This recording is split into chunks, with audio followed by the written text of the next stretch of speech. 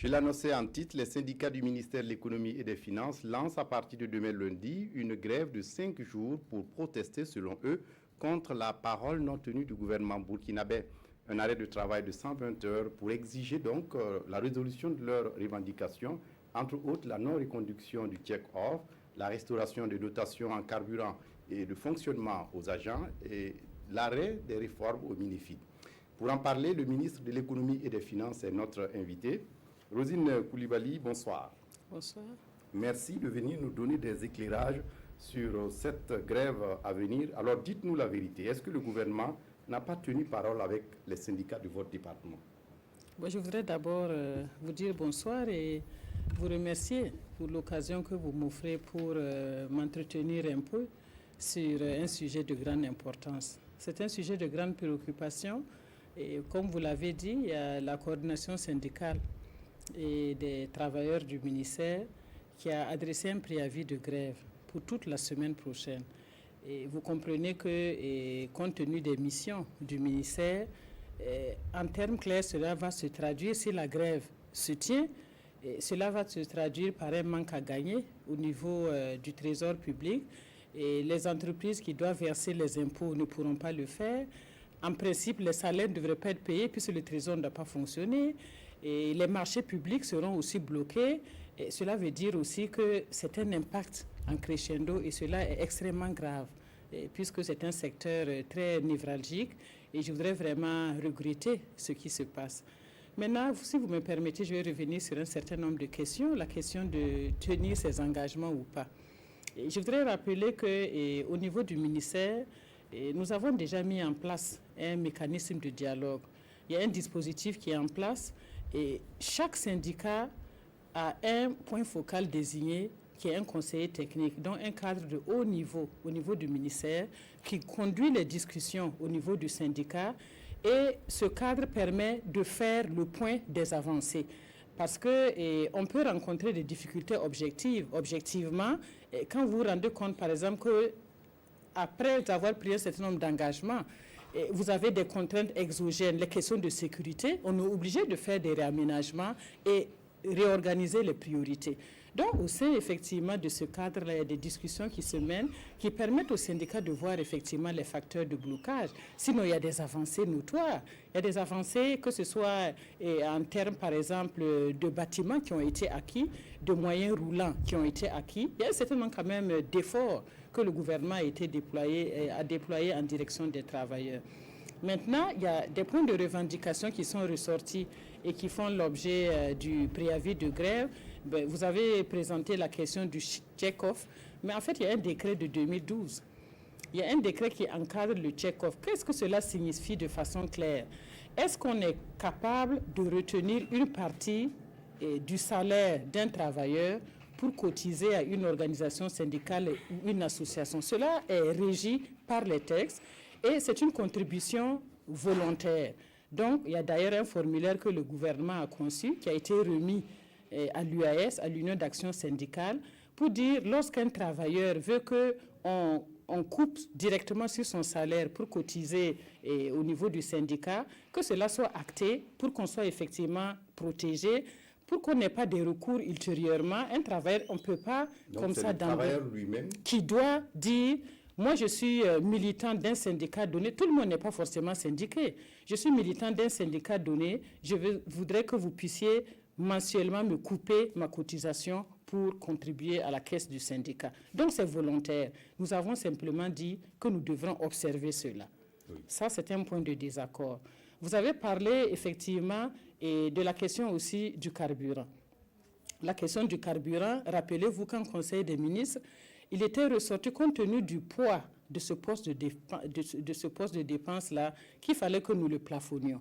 Mais le gouvernement a dit, puisqu'il y a eu un certain nombre d'accords avec les syndicats, que nous puissions nous asseoir pour discuter des modalités de répartition du carburant, de fonctionnement, parce que la compréhension, c'est permettre aux travailleurs de réaliser des tâches qui lui sont confiées et qui demandent une mobilité, un déplacement. Si, par exemple, il utilise son moyen de déplacement pour le service, c'est tout à fait normal que le gouvernement puisse le dédommager. Donc, on a dit que ce serait bien de pouvoir encadrer cela pour que cela se fasse dans un cadre vraiment d'équité par rapport au travail qui se fait.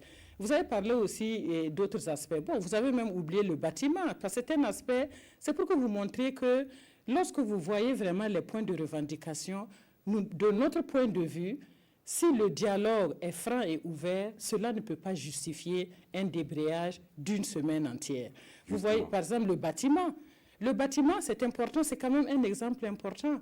Nous avons tenu une réunion avec les syndicats. Hier dit que le bâtiment sera prêt d'ici à décembre 2010. Oui, mais l'histoire de ce bâtiment, c'est que c'est le syndicat lui-même qui avait dit que le bâtiment n'est pas en bon état et qu'il ne voulait pas l'occuper. Et nous avons fait vérifier par le laboratoire national du bâtiment et des travaux publics qui nous a dit que le bâtiment est en bon état. Ils ont refusé. Nous avons donc affecté au ministère de l'Éducation qui a demandé un espace de travail et d'ailleurs antérieurement le bâtiment appartenait au ministère de l'Éducation. Finalement le syndicat s'est ravisé, il dit non, le bâtiment que nous avions refusé, nous voulons le bâtiment. Voyez un peu la situation, qu'à cela ne tienne, le gouvernement a dit nous n'allons pas créer une polémique inutile, nous allons mettre le bâtiment en état. Et les réformes, c'est la question de fond. La question de fond au niveau des réformes, il y a un certain nombre d'actions que nous avons voulu mener pour améliorer les performances compte tenu des attentes de plus en plus grandes au niveau du ministère, les capacités en matière de mobilisation de ressources, etc. Nous avons fait un diagnostic sans complaisance. Plus de 500 acteurs ont été consultés, y compris les syndicats. Et il y a des propositions qui sont sur la table. Nous avons dit, il y a un certain nombre d'actions que nous pouvons mener ensemble. Il y a des réformes qui sont là parce que c'est des innovations. Est-ce que, je peux vous poser la question aux téléspectateurs, est-ce qu'une organisation va dire nous sommes suffisamment performants pour ne pas mener des réformes pour avancer? Le gouvernement a dit nous sommes prêts au dialogue pour que ce soit bien compris, que l'on sache que les réformes sont faites pas contre les travailleurs, mais pour leur permettre de donner d'exercer vraiment pleinement les responsabilités qui sont les leurs. Donc, par rapport aux réformes, le gouvernement a dit nous allons continuer les discussions. Donc voilà, c'est un certain nombre de points qui sont là, qui sont des points de discussion. Le dialogue n'est pas fermé.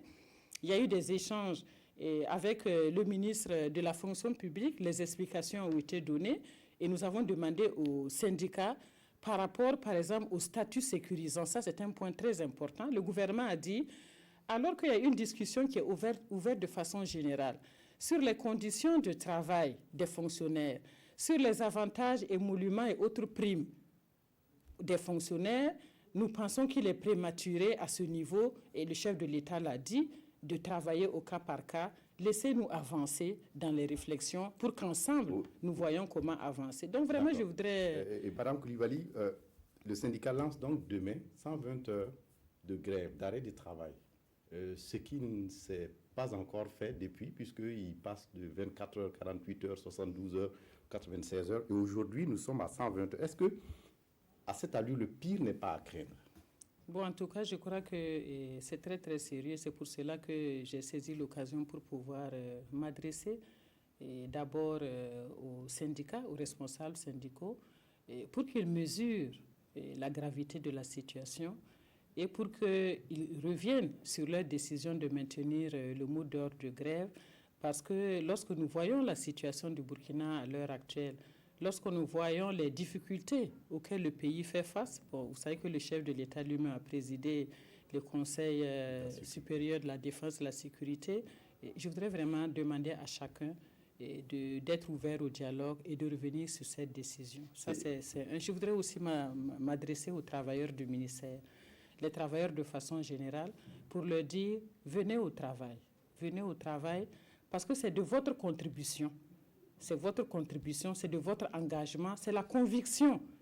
C'est de la conviction que vous avez que votre travail va compter pour que le pays puisse avancer, pour que nous puissions construire des retenues d'eau, des routes, etc., des dispensaires pour les populations. Sachez que c'est extrêmement grave et qu'il faudrait venir au travail.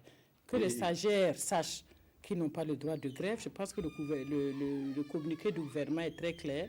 Et je voudrais aussi rassurer les usagers, ça c'est un point important, et que le gouvernement prendra toutes les dispositions, je dis bien toutes les dispositions, pour que le travail, les guichets soient ouverts, parce que nous devons être au service des usagers et que d'ailleurs, nous avons pris les dispositions, les salaires seront payés.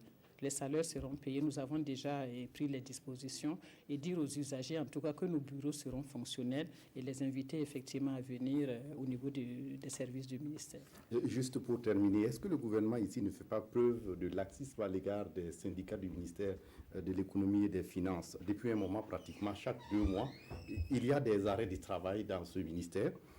Est-ce qu'avec cela, vous pourrez, au niveau du gouvernement, atteindre vos objectifs, surtout avec la mise en œuvre du PNDS? Bon, je crois que c'est pour cela en fait que nous lançons un appel et qu'il y ait un sursaut de patriotisme, j'allais dire, pour tous les travailleurs. Et le gouvernement, en fait, son axe, en fait, l'axe que le gouvernement a utilisé dans le dialogue avec les syndicats, c'est en fait un gouvernement d'ouverture, un gouvernement de dialogue. C'est l'axe que nous avons adopté parce que nous sommes convaincus que c'est sûrement des incompréhensions conjoncturelles et que finalement nous devons défendre les mêmes valeurs et avoir les mêmes principes. Et si nous avons les mêmes valeurs que nous défendons, il n'y a pas de raison que nous ne puissions pas avancer. Donc la position du gouvernement est très claire. Il y a des points sur lesquels effectivement nous pensons que des progrès peuvent être observés, mais il y a des points sur lesquels nous pensons qu'il faut sûrement se donner le temps de convaincre les travailleurs, mais il faut surtout demander à certains responsables syndicaux de revenir à la raison pour que nous puissions avancer ensemble. On espère que cet appel sera entendu. Merci à vous, Madame Rosine Coulibaly, ministre en charge de l'économie et des finances.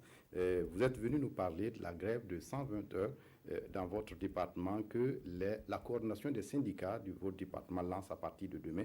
Merci pour votre disponibilité. C'est moi qui vous remercie.